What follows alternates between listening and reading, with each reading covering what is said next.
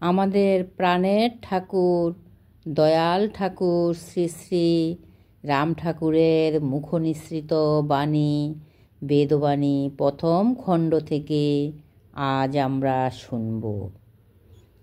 অভিমান না রাখিয়া সমবুদ্ধির সঞ্চয় করিবে। পত্রাংশ 186। যথাসাধ্য সময় সময় কিছু কিছু আত্মার কর্ম করিলে মনের অনেক শান্তি হয়।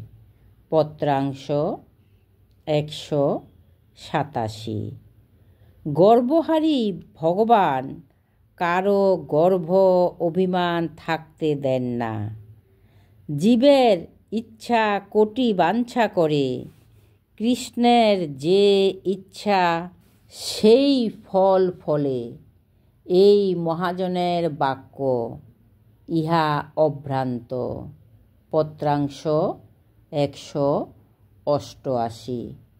সতত সকল ভার গুরুর উপর দিয়া সংসারের কার্য যখন যাহা উপস্থিত হয় করিয়া যাইবে, তাহাতেই পরিণামে গুরুই উদ্ধার করিবেন।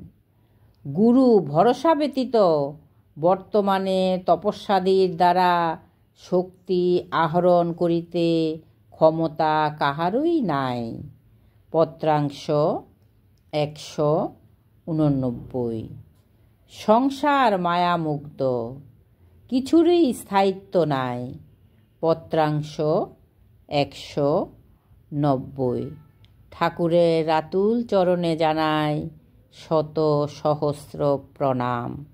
সবাইকে জানাই রামময় প্রীতি ও শুভেচ্ছা। জয় রাম, জয় গোবিন্দ।